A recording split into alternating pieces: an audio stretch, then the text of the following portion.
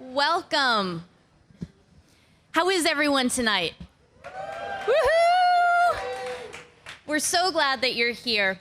I'm Jen Rattay. It's my honor to serve as Executive Director of the Silicon Valley Social Venture Fund, commonly known as SV2.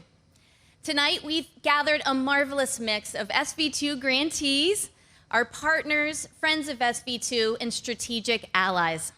A few quick thank yous. Thanks first to our host, Box, and SV2 partner Brian Breckenridge for opening up this gorgeous space to our community this evening. And in addition to having that really cool yellow slide out front, did anyone go down it yet? Does anyone want to go down it? All right, meet you out. Box also donates access to their technology platform to eligible nonprofits, including to SV2, so we're very grateful. Let me also extend our gratitude to our other mission-aligned event sponsors tonight: Legacy Venture, Silicon Valley Community Foundation, Impact Assets, New Resource Bank, and the Stanford Center on Philanthropy and Civil Society.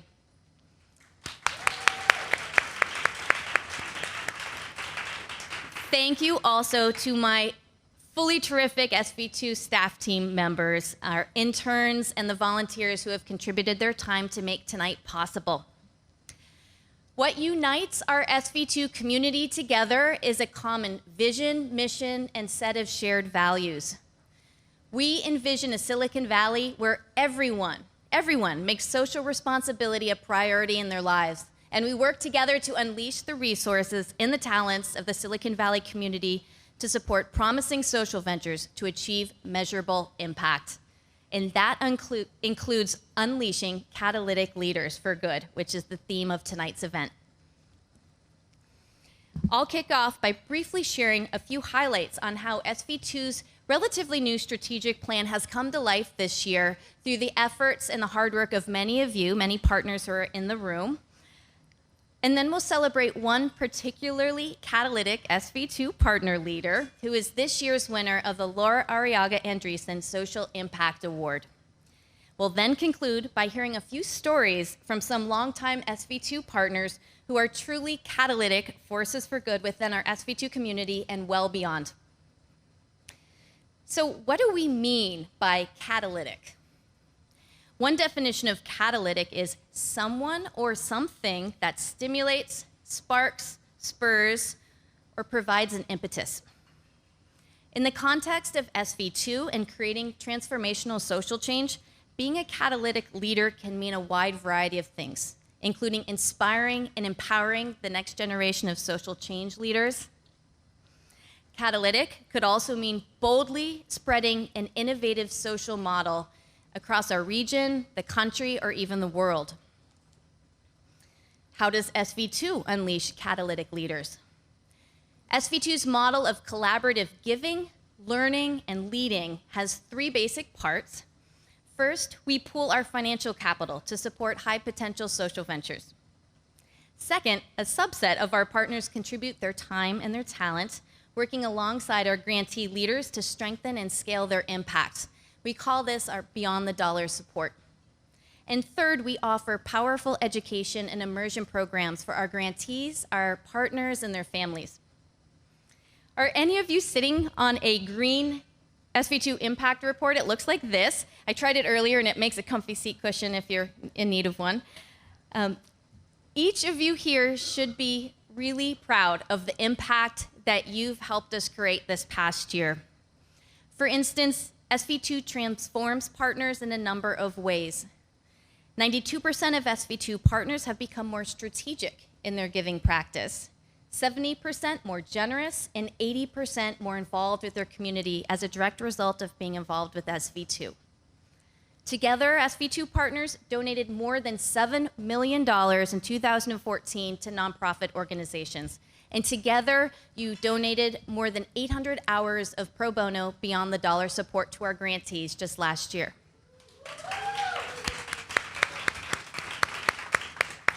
This translates into millions of lives touched through the remarkable work of our grantees and all of you. Speaking of grantees, join me now in welcoming SV2's newest grantees to our portfolio. SV2 partners in the education grant round recently selected Somos Mayfair for a $150,000 grant. Somos works in the Mayfair neighborhood of East San Jose and focuses on fostering early school success and nurturing family wellness in this underserved community right in our backyard. Partners in our international grant round chose Village Enterprise for a $150,000 grant. Village Enterprise equips people living in extreme poverty in East Africa with the resources to create sustainable businesses. And I see both of the executive directors from these organizations here. So, congratulations.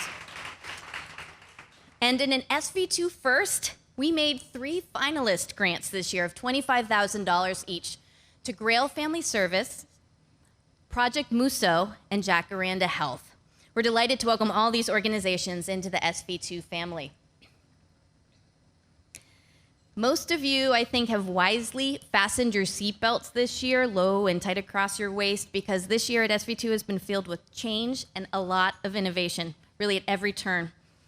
For instance, we hosted a jam-packed learning sessions, multiple of them, on impact investing, and we surveyed our partnership, and I'm excited now to announce that SV2 will be moving forward with the first ever impact investment round starting in September of this year. We'll collectively make an impact investment that seeks both social and financial return, and we're going to learn a lot in the process. We're also in the process of conducting our first ever lightning grant rounds, focused this year on economic opportunity. And we're doing this in collaboration with the Peary Family Foundation, the Sobrato Family Foundation, and Tipping Point Community. Lightning grant rounds are a much lighter touch grant-making experience designed to serve SV2 partners who are unable to regularly attend our more traditional, longer form grant round process. And in the SV2 Teens program, which is now in its 7th year running, a first ever teens leadership group helped design and lead this year's curriculum, which was focused on the important topic of hunger and homelessness in the Bay Area. Our SV2 teens made grants and provided service hours to their 2015 grantees, Downtown Streets Team, Hip Housing, and Loaves and Fishes. Most of you know SV2 would not be SV2 without voluminous colored sticky notes and learning programs on topics ranging from network leadership to nonprofit performance measurements to nonprofit financial analysis and much more.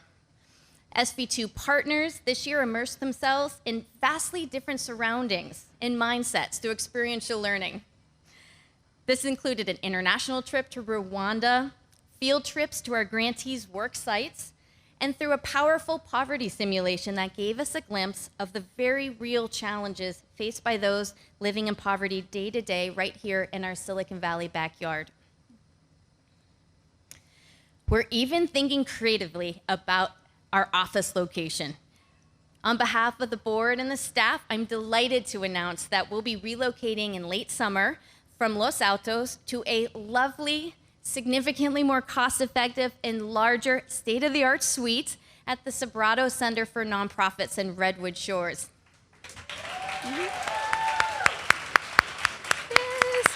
It is truly an incredible opportunity for our SV2 community for so many reasons, but we'll be joining and contributing to the most vibrant social innovation hub on the peninsula. We look forward to hosting you all in our new state-of-the-art space, and keep an eye on our upcoming newsletters for further detail on that. As we together look forward to SV2's very bright future, I'd be remiss if I didn't mention how critical the SV2 Future Fund is to helping us achieve the audacious community impact goals the SV2 board has set forth in our strategic plan, which is available publicly on our homepage. With deepest thanks to our SV2 board and other generous, forward-looking members of our community, we've already raised $260,000 of our $300,000 target goal. We'll be ready to take SV2's innovation and impact to the next level this upcoming year through even broader participation in the Future Fund from additional SV2 partners who are as passionate and committed to SV2's work as we are.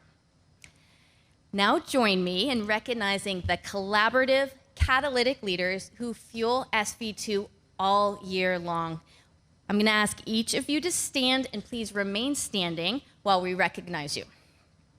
Please stand if you are a current or past SV2 grantee.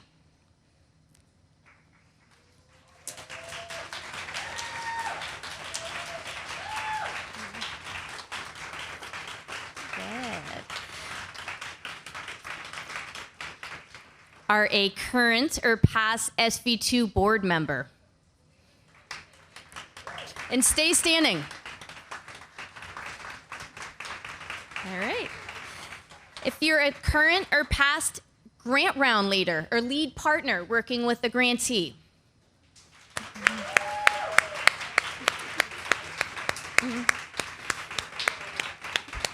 If you've contributed beyond the dollar support to our grantees at any point.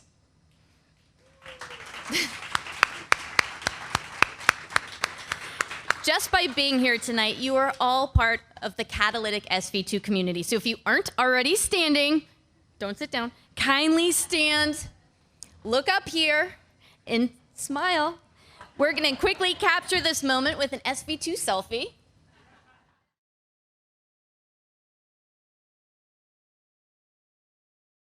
On behalf of the entire SV2 Board of Directors, I want to welcome you all here again tonight, all the partners, the grantees, the sponsors, and fellow community members. Tonight, I have the honor of awarding the next Laura Arriaga Anderson Social Impact Award to a very special individual. The award was created in 2010 and was named after SV2 founder Laura Arriaga Anderson. Each year, the award is given to an outstanding individual who has gone above and beyond in their dedication to SV2 and or its grantees, and has really proven their dedication to SV2's engaged giving model, both within SV2 and the broader community. Each of our panelists tonight are past award winners. Those include Laura Arriaga Anderson in 2010, Mark Parnes in 2011, and Laura Lauder in 2012. And last year, in SV2's 15th anniversary year, the award was given to a unique team of pioneer partners with whom which SV2 would not be around today. They include Susan Ford Dorsey, Marcia and John Goldman, Ted and Kathleen Kelly-Janis, Carla and Steve Jurvetson, Charlene and Derry Cabsinell, Jeff Skoll, Lisa Sobrato-Sensini, and Akiko Yamazaki and Jerry Yang. Tonight, we will add a very special individual to this distinguished group of unleashed catalytic leaders. She is a woman who truly embodies SV2 in every aspect at its very best. Tonight's awardee joined SV2 in 2008 after a very accomplished business career, and she brought with her many, many skills and talents and much more to SV2. After joining SV2, she fearlessly jumped into just about every grantee meeting and grantee advising opportunity. After her first year, she volunteered to co-lead the International Grant Round, not just once, but twice. And in 2009, she joined the SV2 Board of Directors. In 2011, she became vice chair. In 2012, she became chair. And then, in truly an act of pure dedication and leadership, she stepped into the role of interim executive director in SV2's recent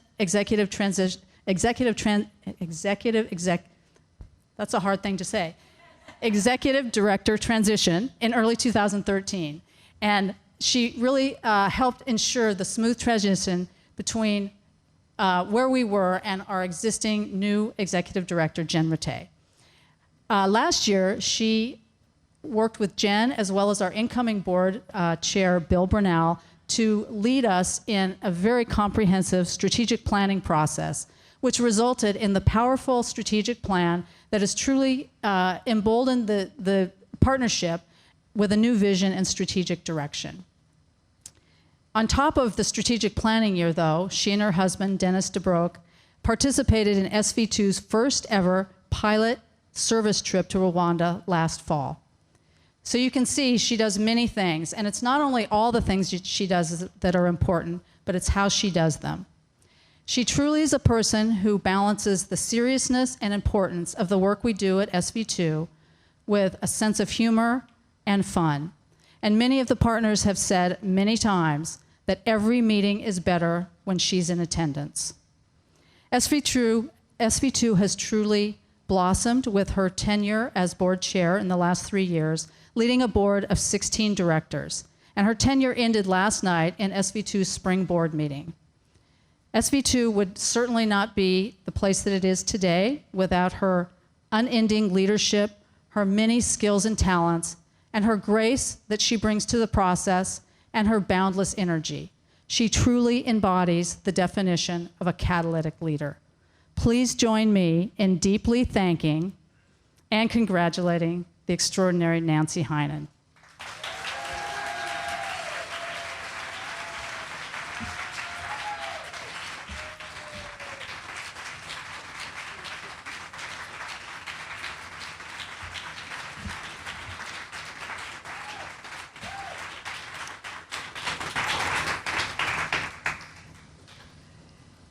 Wow. Tonight I actually have to work from notes. Thank you. And I should have brought my selfie camera too. Thank you so much for this wonderful award. I am deeply touched and I am humbled to be in the company of the previous winners who I dream of emulating in what I do. So I came to SV2 from Apple, where my boss would say the journey is the reward. And I have had a remarkable trek at SV2, as Kelly so kindly outlined, with some exciting and some unexpected twists and turns. This award is especially poignant because I am transitioning from the board chair, and I am delighted to see where the journey next takes me at SV2. My initial draw to SV2 was the mission and the model of building the capacity of engaged changemakers and the grantees that we serve. I wanted to be a stronger giver, and I wanted to translate all those years of corporate experience into making a greater change in our community. In 2008, SV2 was tiny. It was small. Lindsay Louie was our only staff member. We were working out of borrowed conference rooms at Wilson Sonsini in private homes. As Jen has outlined, in 2015, we are rocking it. We have grown in numbers of partners, and all of whom are reporting significant numbers, reporting the increase in their confidence and the level of their giving. They're going deeper, they're going broader. And when she said that $7 million number for SV2 partners given the community, it takes my breath away. And I think all of you deserve a huge round of applause for that.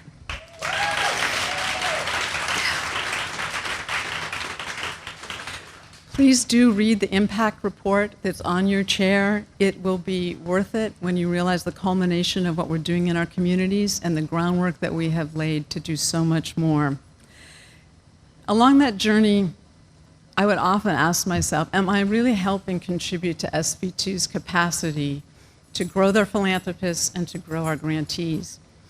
Did I actually do things to empower and encourage partners, board members, staff, the grantees to be innovative, to be creative, to be collaborative, to take appropriate risks in service of their mission? And this award tonight tells me, I guess I did okay.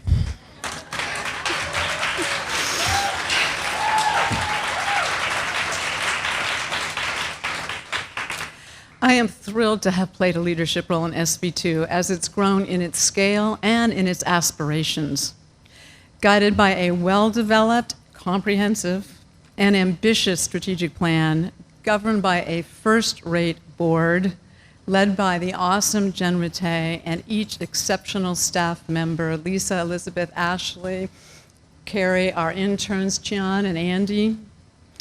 We are well on our way to seeing a brighter future in our community. SV2 partners are truly making a difference.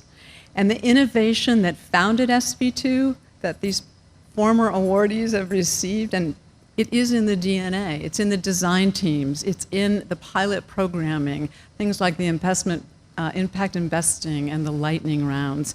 There are spirited conversations and deep relationships that SV2 brings to bear.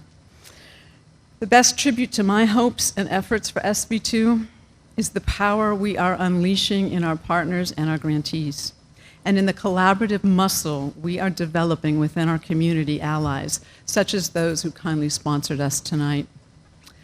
My thanks to each of you for the time, the support, the expertise, the vision, the leadership, the passion, the commitment, and the resources extended to SV2 and to me.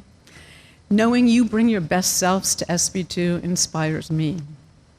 Through you, I've learned to be a better listener, collaborate more, experiment more, and engage more. I am a better person, and I hope a better leader because of my involvement here. So what's ahead for me? I'm not going anywhere other than Italy tomorrow with my darling husband on a well-earned vacation. In July, Bill Brownell takes over as board chair, and I am confident his leadership will take SV2 to the next level. I will remain on the SV2 board for one more year, and I will continue to recruit great partners, encourage new leaders, build community collaborations, and work with our grantees. I am all in on our impact investing initiative, and will be helping improve our Beyond the Dollars work. The chapter ends happily, and there's so much more to write. Thank you again for this award.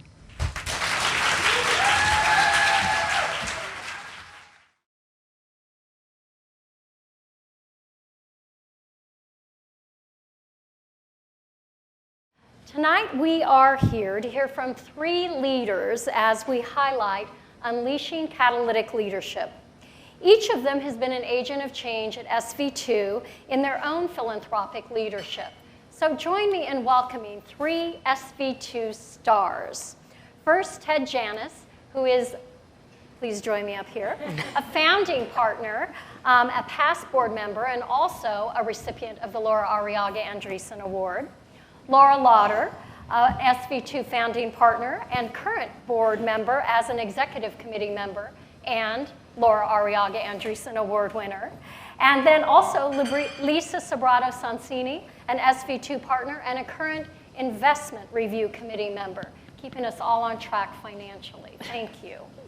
Each of you in your program have a full bio for all of these 3 incredible leaders. I would encourage you to read it later this evening. In the meantime, catalytic leadership and catalytic philanthropy.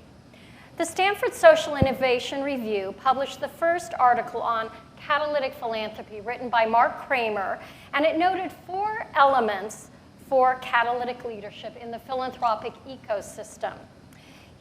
They noted that taking responsibility for achieving results, in other words, developing a strategy, having measurable goals, tactics, and success indicators, something all of you are familiar with. Mobilizing for change to heighten awareness and coordinate separate efforts. 3, using all tools available, financial tools, legislative tools, technology, for example. And 4, creating actionable knowledge, gathering knowledge, and then using that knowledge to inform our decision-making and actions, and also to motivate others. This, in fact, sounds a lot like SV2. In fact, our 16 years of catalytic leadership accelerating social change is legendary, thanks to our guests on stage and to our founder, Laura Arriaga Andreessen. In Laura's recent SSIR article, Giving 2.0, Getting Together to Give, Laura noted that our pooled funds provide multi-year organizational capacity building grants to nonprofits, helping these organizations build up their infrastructure to operate effectively and efficiently. And then, through organizational capacity and continuous learning, they innovate and continuously grow. So SV2 support has indeed been catalytic. By using our venture philanthropy model, we create a catalytic effect to leverage our human capital, our intellectual capital, and our financial capital with all of our grantees and community partners, as we all aim to scale and accelerate impact. So now on to the business at hand. Let's start with some questions for these wonderful panelists. We're going to start with Ted on my left here. So this question is really for all of you in some way, but we'll start with Ted. What attracted you to SV2 initially? It was initially the very persuasive powers of Laura Arriaga. She approached me when I was a very young guy of only 41 years old, and I thought that philanthropy was going to be something I'd do 20, 25 years in the future, and I said I just did not have time to get involved with SV2. Laura came back to me and said, you've got to join, you've got to join. I said, no, no, no. Next thing I know, I'm a member of SV2, then I'm a board member of SV2, then I'm vice chairman of SV2. I'm doing more philanthropy than I ever imagined possible, and it was good for me. That's great. We are glad that it was good for you. Now, Laura, tell us, how did that unfold for you? So I also was approached by what we very sweetly call her LAA, Laura Arriaga Andreessen, who was at that time an amazing redhead who was, as you know, as passionate could be, and still stays that way even as a new mother. What I found was an opportunity to really scale up impact so that you could find ways to be involved hands-on in the community and to learn about so many different organizations. And so that's what drew me to SV2 in the early days. And I was one of the early partners and was also on the board at a very early age and just loved it, and then got back involved much later. That's great. And did SV2 actually help you improve the effectiveness of your philanthropy? Well, we'll get to that in your next question. All right, we will. Lisa, tell us how you came to SV2. You're a more recent joiner. Well, yes and no. Maybe I ebb and flow, but I actually was privileged to hear about Laura's business plan when it was actually still in a business plan mode. So way back when, more than the 16 years of SV2's history, which dates me, but she had presented to Peter Hero at the Community Foundation, which was then the Community Foundation Silicon Valley, his CEO. And I had came in like 2 days later to meet with Peter, talking about leaving my law practice to start a family foundation. And he said, wow, well, you really need to meet with Laura. Laura needs to meet with you. You guys need to share. You know, she would be a great role model and peer as you guys are working through these things. So that's how it originally started. And so then when we did get together, Laura said, you know, please, again, how do you say no to Laura? Please be on the founding board. And from there, it was great because it was a perfect time for me to be surrounded by some very, very high quality leaders like Steve Kirsch and Jeff Skoll and others that were on the founding board, just to really learn and to help guide me and to really be mentors as we were dealing with a lot of the same issues in our initial conception. Great, thank you. And why do you stay? Why do I stay? Because Laura keeps asking. No, it's very hard to say no. No, it's great, you know, to see the transition. I mean, again, having been involved very early on, and then actually seeing SV2 become its own actual organization apart from the Community Foundation, and to see how the leadership has really transitioned to really be a partner-driven and led organization, and that's really kept me around. That's great. That's great. So, Lisa, let's continue that line of thought. What have you learned from that journey, and how are you applying that to your philanthropy today? The biggest lesson I think I've learned is that I know less than I think I know, and I keep learning more and more every day. And I think the biggest lesson that I've been learning, when we first started our grant making with the foundation, it was very project driven and very tangible. It was all around our individual and our family passions. We could count, you know, what we were doing. We could measure what we were doing. But then it became clear that we really had no clue what impact we were having. It felt really good, and we were very engaged. But it was hard to say, you know, how we were really moving the needle on anything.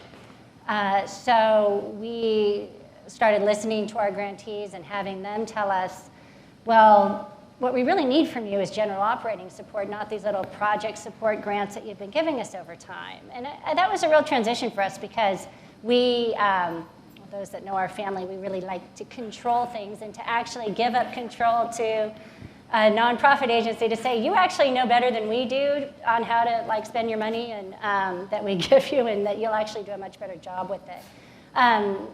So that transitioned us, and we've just kept learning and listening and changing as we've gone.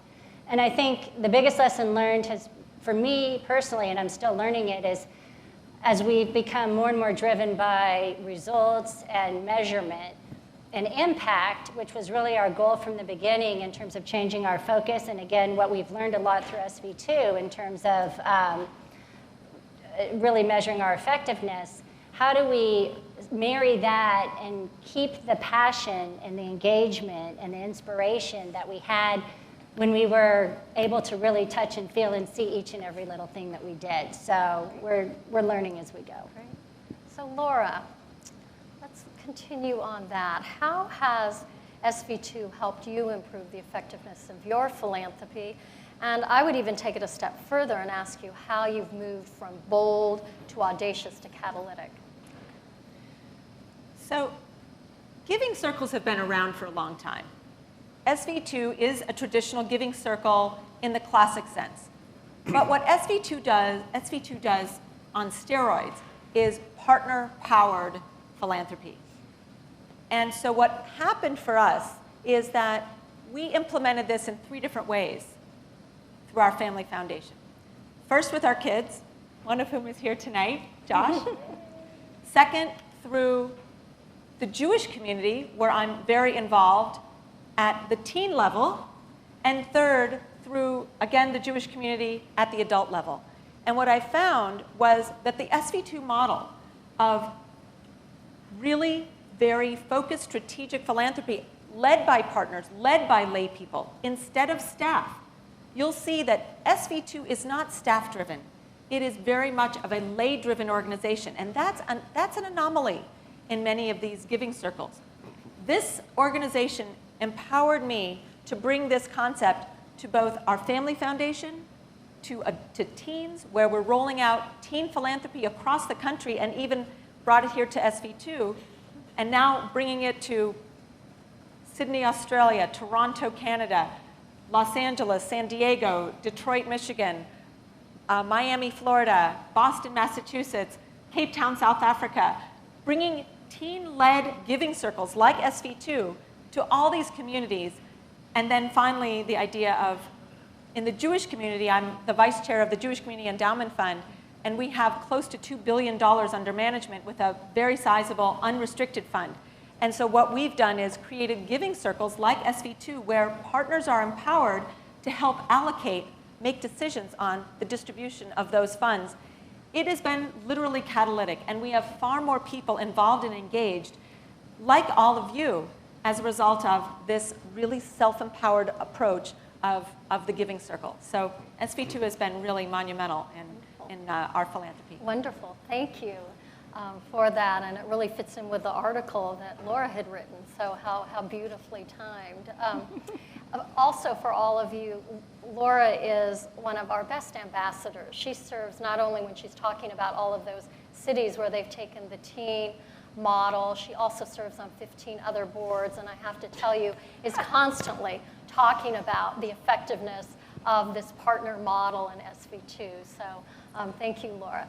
Now on to Ted. Tell us how SV2 has helped you think about the effectiveness of your philanthropy.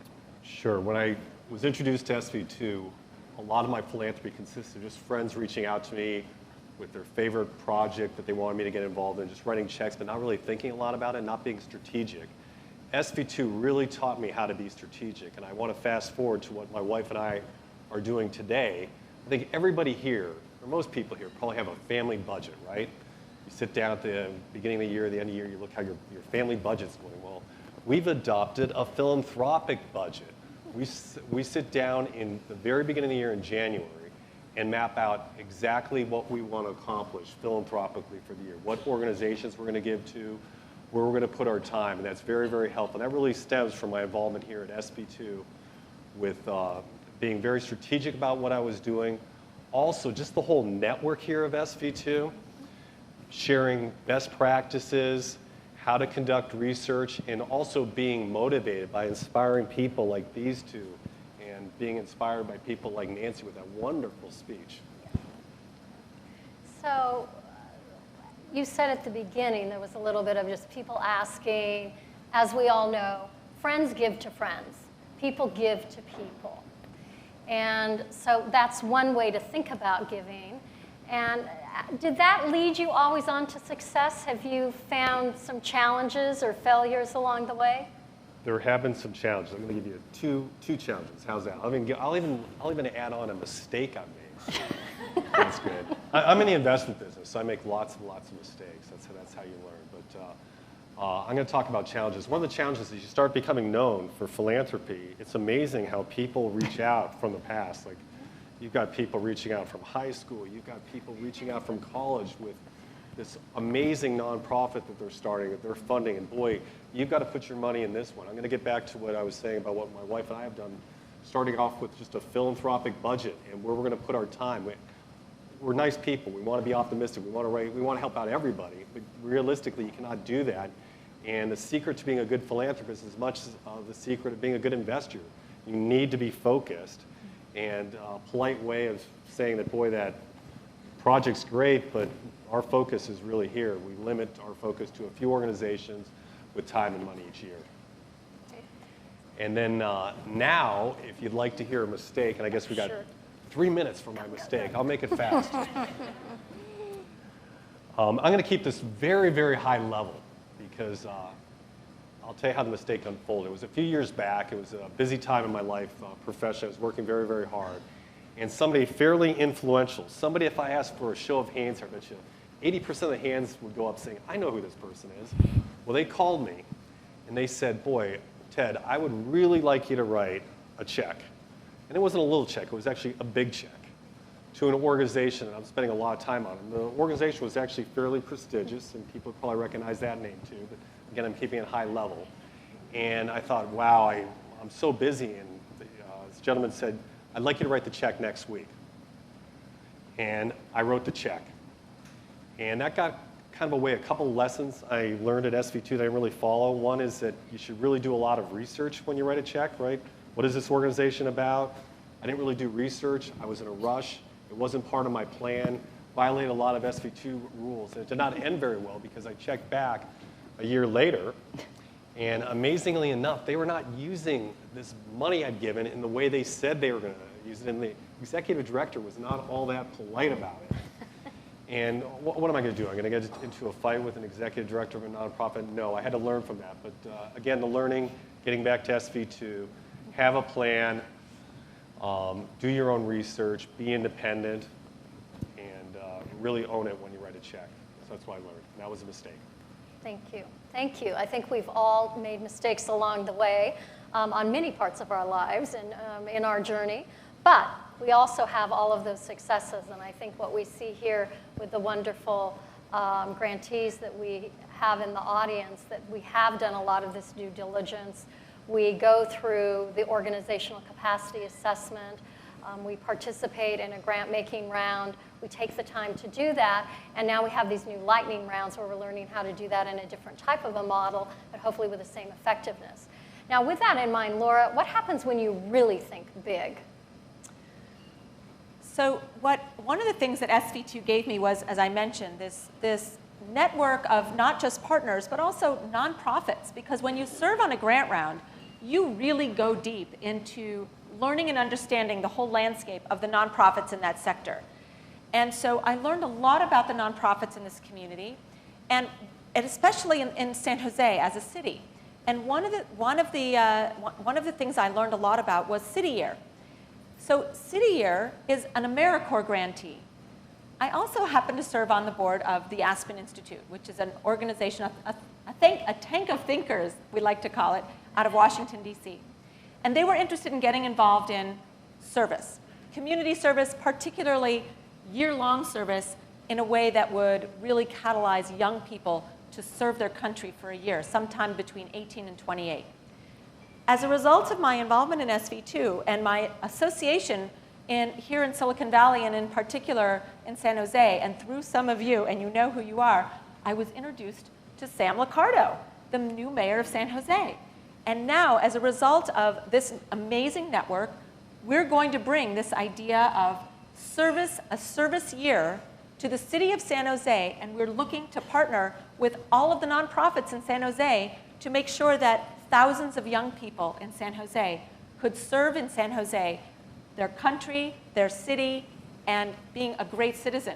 And it was all initiated as a result of this organization. So I'm so appreciative. That's great. So Lisa and Ted, do either of you care to comment on what happens when you really think big? You did a really wonderful true confession without divulging. So if you really want to think big, what would you be sharing? When I think big, I tap into the idealism that I had in high school, in college. Everybody here is idealistic. That's why you're in the room. You all want to make the community a better place. You want to make the world a better place.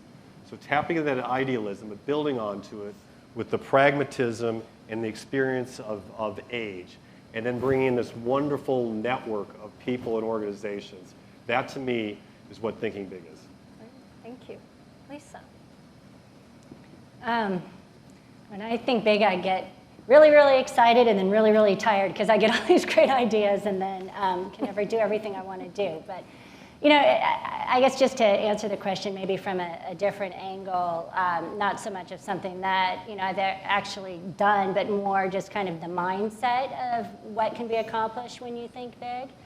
And I think, you know, we're only limited by what we think is possible. And I know, you know, as we get older, we become more and more, I don't know if it's being jaded or, you know, we limit our own selves in terms of our thinking, in terms of what we think we can achieve. That growth mindset that they talk about in school, you know, doesn't really exist in our own minds. And I think about, you know, my kids, and it's like amazing to think, when you ask them to think big, they don't think about like what could possibly happen that's negative. You know, they're all about everything just somehow magically goes along their path and these things are all open and everything's hunky-dory. And it may not be reality, but I think if we actually could all have that mindset of actually possibility and keeping going, whether it be teachers in classrooms to think about the possibility of each and every, I get choked up when I think about teachers not seeing the possibility of each and every student in the classroom being able to achieve, being able to go to college, and what happens when you don't have that mindset of thinking and believing in others. So I guess just to just know that we all can, should, and will be thinking big and thinking about the possibility in everybody. So some cross-sector, working with government, idealism, and thinking about everyone being able to live out their dream.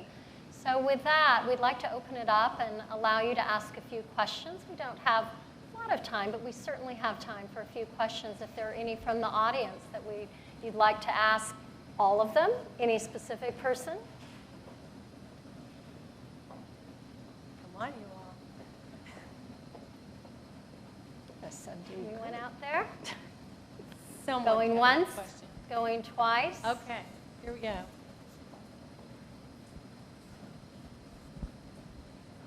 Hi, my name's Camille from Somos Mayfair. I guess one of my questions is around how do you bring this mindset of philanthropy to communities that may have a newer relationship to money and not know how to even get involved? Because that's something I'm trying to figure out more in our immigrant communities where people are starting to make more money and rather than, you know, sending it back home where their families are still from, but investing it here in their own communities. What kind of advice would you give to that? Anybody want to jump in? Well, I'll just start and say, it starts with giving time. It starts with creating opportunities that are warm and welcoming, where especially families can come and help, especially by invitation. So once you're engaged, especially through your children, it somehow becomes part of you. You take ownership of it, and you want to see it grow and thrive. And then the leadership needs to just ask. Because often people don't give until they're asked, and when they're asked, they do step up. It doesn't have to be large numbers. Small grants, especially at the beginning. Well said. I would add to that you can really lead by example, and it's way beyond money. I can remember way back in the 70s in Oregon, where I was going to high school, and it was a particularly difficult economic time in the late 70s in Oregon. A lot of people were really challenged by that, and we ended up doing a lot of work at my high school for the homeless. That's how I got the philanthropic bug, was early through this high school. None of us had money. We weren't giving money, we were giving time to an organization in Portland, Oregon. So again, it can be time, and you can lead by example. I'll just add to that also that, you know, our whole model is human capital, intellectual capital, and financial capital, and that's what beyond beyond the dollars is all about. So I think everything you're hearing here really contributes to that, but also just in terms of our own social responsibility in Silicon Valley, we all have the incredible delight of living here, but we also are seeing many problems here with income inequality. So as we enjoy the privilege of living here, and for example, one of our projects this year, the Big Lift, is working in San Mateo County, where only 50% of the children are achieving third grade reading level.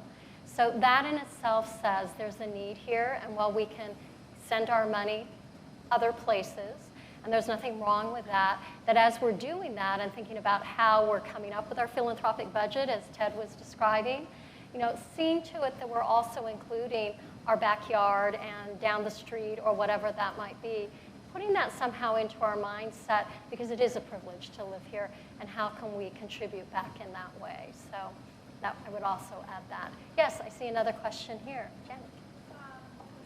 We'll grab the mic. Quick question. In your roles, what keeps you up at night? So could you all hear that question? What keeps you up at night in your roles? Well, you can also talk about other things, but. My 3-year-old and my 1-year-old. But my wife here is a saint. I mean, I guess it's literal, but also on a bigger scale. You know, it's this never-ending to-do list that people joke me about that's now, like, I think got 400 things on it. You know, but it's that feeling you can never do enough. That's it. Yeah, and I would answer by saying there's a risk versus impact trade-off. I find that sometimes if you don't take enough risk, you're not going to have a lot of impact. So the risk often keeps you up at night. So then the question becomes, how much do you need to sleep?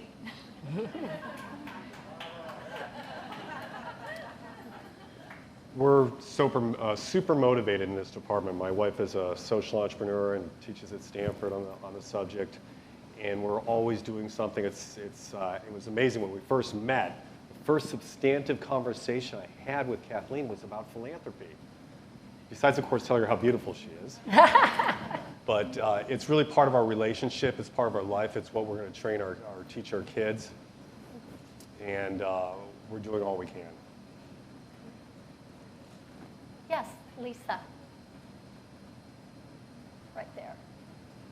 Mike. Perfect. Thank you, Elizabeth.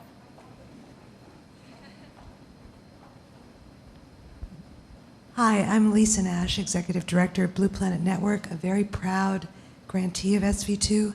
And on behalf of all the grantees tonight, who I'm so happy to see, part of SV2's new strategic plan is really to double down on supporting the grantees.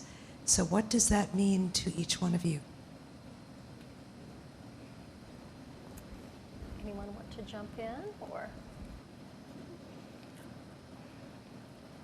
Well, I'll start and help you out there. As a current board member, and I know Laura and I have both been sort of in that role, I think for me the doubling down means that as we provide expertise and the beyond the dollars, if you will, that we actually do that with the right skills and expertise, that we're matching individuals to work with the grantees in a way that they can contribute, and that they're bringing that type of expertise to the table that's most meaningful to your organization. So for us, understanding what your needs are, and then providing both the dollars, but also if it's marketing or technology. It might be two different kinds of needs that you have. How do we do the appropriate matching? So I think it's doubling down not only in terms of the dollars, but it's doubling down in terms of the beyond the dollars. So that's what it means to me. Anybody else care to jump in? All right.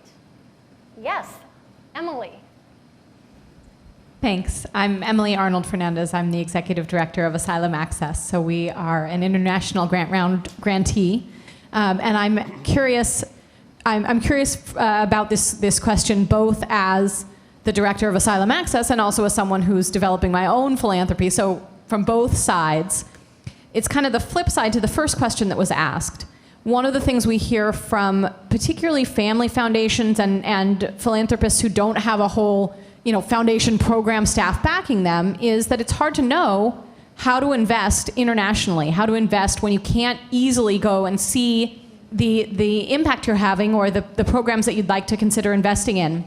So I'm curious, for those of you who have done international grant making, what can we as an international organization do to make it easier for you, to help you have the information you need? And then I'm curious, as someone who's developing my own philanthropy, how can I think about investing internationally? What are your tips for me as a fellow philanthropist about identifying the right organizations when they're not here in our own backyard?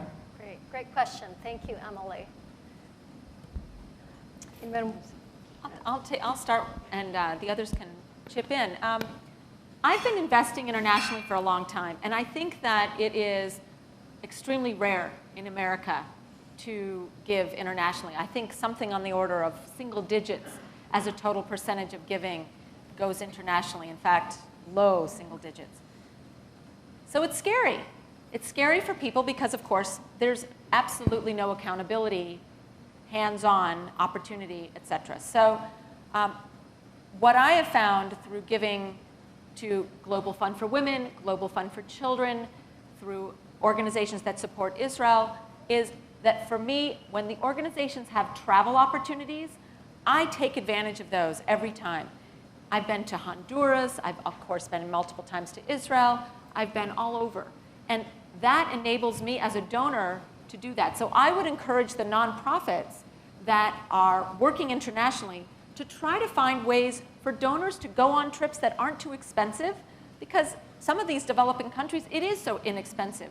And you can use miles, and you can have miles banks so that you can provide donors with free airline miles, et cetera. So seeing is believing, and the trips really have huge impact. So that would be my advice. Either of you care to jump in? Just reaffirming what Laura has said, only about 2% of the philanthropic dollars out of the total $335 billion in 2013 were spent internationally. So it is a low percent, but your dollars can go very far. So I think there are three things that I think of, Emily, and I have the delight of being the liaison for Emily's organization for SV2. But I think about governance, accountability, and transparency.